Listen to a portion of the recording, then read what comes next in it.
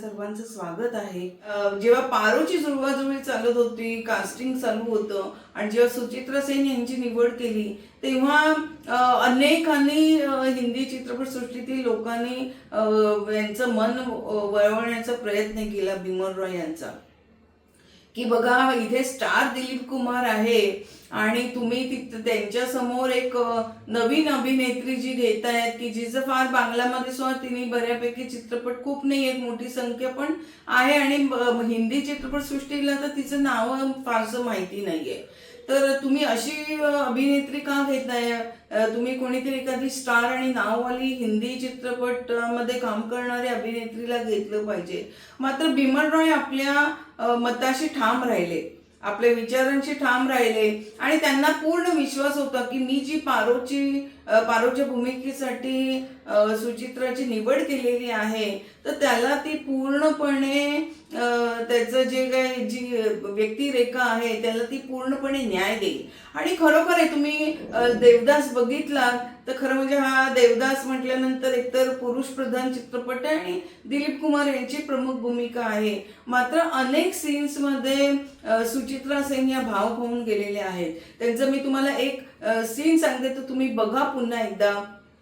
जेव्हा तरुण वयामधला देवदास जो मामाकडे शिकायला गेलेला असतो आणि तो पुन्हा गावामध्ये येतो आणि तो पारोला भेटायला जातो तेव्हा ती वरती आपल्या रूम मध्ये असते आणि संध्याकाळची कातर वेळ आहे आणि तिने जो याचा चिमणीचा दिवा जो आहे तो दिवा लावलेला आहे, नॅचरल लाईट आहे, हे लाईट नाहीये आणि ती तो दिवा लावते आणि एक दोघं जण आहेत की जी तरुण वयामध्ये म्हणजे जरी लहानपणी एकत्र खेळले असले तरी सुद्धा तरुण वयामध्ये ते पहिल्यांदा भेटतायत।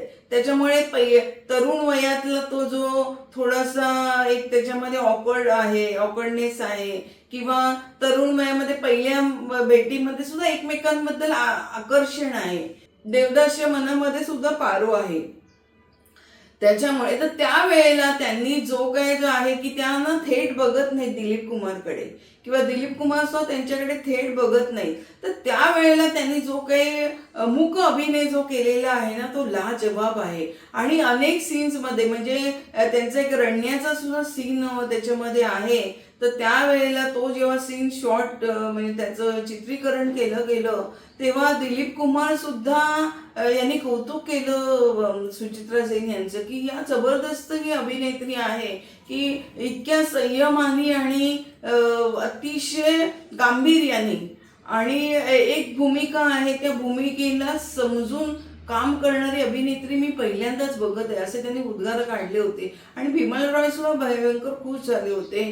देवदास चालला, देवदास अजरामर झाला, या भूमिकेने सुचित्रा सेन यांना खरं म्हणजे हिंदी चित्रपटसृष्टीमधली दारं सगळी ओपन केली होती। मात्र त्यांनी बांगला चित्रपटांकडे अधिक लक्ष दिलं आणि हिंदीमध्ये फारसं काम नाही केलं। त्याचं एक मुळामध्ये कारण होतं की जर का हिंदी चित्रपटांमध्ये काम करायचं तर कलकत्ता सोडून त्यांना इथे मुंबईमध्ये राहावं लागलं असतं आणि ते त्यांना मान्य नव्हतं। त्यांनी जसं मी तुम्हाला म्हटलं की बांगला चित्रपटांमध्ये त्या सुपरस्टार झाल्या। त्यांनी आपल्या पूर्ण कारकिर्दीमध्ये 61 चित्रपट केले, त्यातले 30 चित्रपट त्यांचे उत्तम कुमार या अभिनेत्याबरोबर आहे, त्यांची जोडी फार इथे जमली होती बांगला चित्रपटांमध्ये। म्हणजे जसं आपल्याकडे दिलीप कुमार मधुबाला किंवा हेमा मालिनी धर्मेंद्र, शर्मिला टॅगोर, राजेश खन्ना या जशा जोड्या लोकप्रिय झाल्या तशा उत्तम कुमार आणि सुचित्रा सेन यांची जोडी सुद्धा खूप सुपर डुपर हिट झाली। उत्तम कुमार यांना बांगला चित्रपटांचे दिलीप कुमार असं म्हटलं जाईल कारण ते सुद्धा अतिशय कसदार असे अभिनेता होते आणि दोघांचं एकत्र काम करत असल्यामुळे दोघांचं नाव आपोआप मीडियाने एकमेकांशी जोडलं होतं की असं म्हटलं जायचं की या दोघांचं काही प्रेम संबंध आहेत वगैरे। मात्र ज्यांनी चित्रपटसृष्टीतल्या लोकांनी त्यांच्याबरोबर काम केलेलं आहे तर ते काही आजही हयात आहेत ते म्हणतात की नाही, दोघांमध्ये चांगली मैत्री होती। चांगलं सामंजस्य होतं, जी एकमेकांबरोबर काम करण्यासाठी जे लागतं ते सामंजस्य होतं आणि म्हणून त्यांचे एकत्र चित्रपट फार लोकांना आवडत असत. सुचित्रा सेन ह्या इतक्या मोठ्या स्टार बांगला चित्रपटामध्ये बनल्या होत्या की त्या 1 लाख पेक्षाही अधिक मानधन घेत असत. म्हणजे त्या काळामध्ये प्रादेशिक चित्रपटांमध्ये एवढं कोणीही मानधन घेत नसे. मात्र हिंदी चित्रपटांमध्ये फारसं घेतलं जात नसे त्या काळामध्ये. मात्र सुचित्रा सेन यांनी या 1 लाख रुपये मोबदला मागत असत. त्यांनी जसं मी म्हटलं की संगीताचं ज्या चित्रपटसृष्टीमध्ये आल्यानंतर त्यांचं संगीताचं जे ज्ञान होतं किंवा ज्या ते संगीत शिकत होत्या ते थोडंसं मागे पडलं. मात्र त्यांनी एक गाणं त्यांचं रेकॉर्ड झालेलं आहे जे आजही आहे पण, आणि तेही खूप चांगलं चालतं. चित्रपट आणि घर असं दोन्ही सांभाळताना त्यांची तारेवरची कसरत होत असली तरी सुद्धा चांगलं होतं. म्हणजे जसं त्याला खूप पैशांसाठी म्हणून चित्रपटामध्ये सुचित्रा सेननी कधी काम केलं नाही. त्या कायम चित्रपट कोणता आहे, दिग्दर्शक कोण आहे, प्रोडक्शन कसं आहे, त्यांची भूमिका कशी आहे, या सगळ्या गोष्टींचा विचार करून नंतरच त्या एखादा चित्रपट साईन करत असत.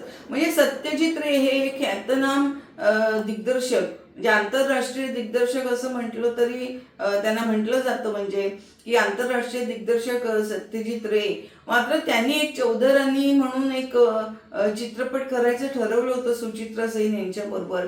मात्र तारखा नव्हत्या या एका कारणासाठी सुचित्रा सेन यांनी तो चित्रपट नाकारला. म्हणजे खरं म्हणजे सत्यजित रे यांच्या चित्रपटामध्ये काम म्हणजे काय छोटासा रोल 2 मिनिटाचा का होईना पण ती भूमिका करण्याची संधी मिळावी म्हणून मोठे मोठे कलाकार सुद्धा वाट बघत असत किंवा जर काही संधी मिळाली तर ते सोडत नसत. मात्र सुचित्रा सेन यांनी तो चित्रपट नाकारला आणि त्यांनी तो चित्रपट नाकारला म्हणून सत्यजित रे यांनी सुद्धा तो चित्रपट बनवला नाही. त्यांचं असं म्हणणं होतं की माझी जी व्यक्तिरेखा आहे ती सुचित्रा सेन शिवाय अन्य कोणी अभिनेत्री करू शकत नाही आणि म्हणून जर का सुचित्रा हा चित्रपट करत नसेल तर मी हा चित्रपट बनवणार नाही. सुचित्रा सेन यांचा जसं मी म्हटलं की अतिशय संयमी आणि गंभीर पद्धतीचा अभिनय त्यांचा असायचा. म्हणजे त्यांची तुम्ही हिंदी चित्रपटांमध्येही बघा त्यांच्या किंवा बांगला चित्रपट बघितले तरी बघा त्याच्यामध्ये ना संवाद त्यांचे फार कमी असायचे. मात्र त्या आपल्या चेहऱ्याच्या एक्सप्रेशननी आणि देहबोलीतून आणि डोळ्यातून त्या अभिनय करत असत.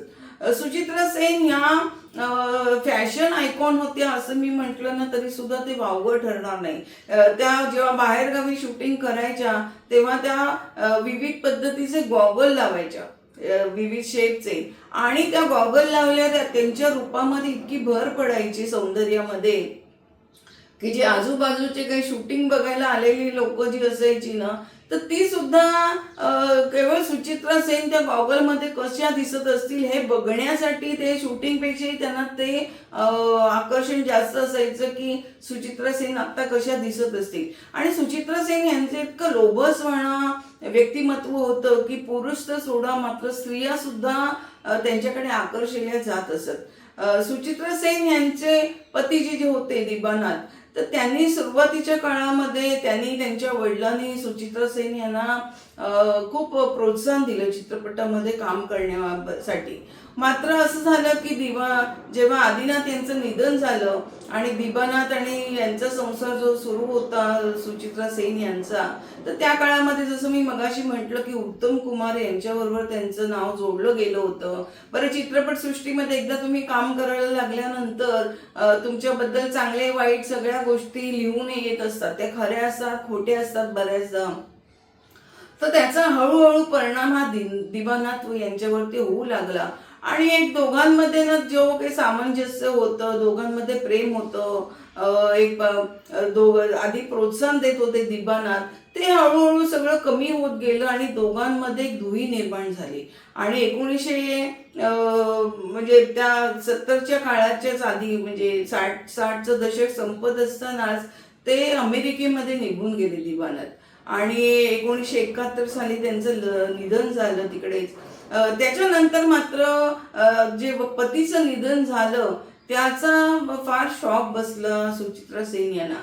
आणि त्याच्यानंतर त्यांच्या जी मेकअप असायचा, चित्रपटांमधला सुद्धा मेकअप असायचा, किंवा एरवी त्या सार्वजनिक ठिकाणी जे जात असताना काही मेकअप करायच्या, वेशभूषा जी करायच्या, त्याच्यामध्ये अत्यंत साधेपणा आला होता.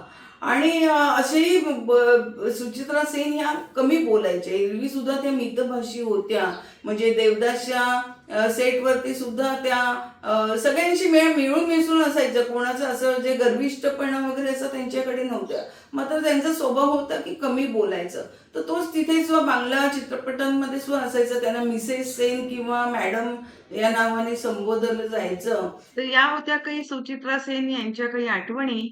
पुढच्या एपिसोडमध्ये मी त्यांच्या आणखीन काही आठवणी आपल्याला सांगणार आहे.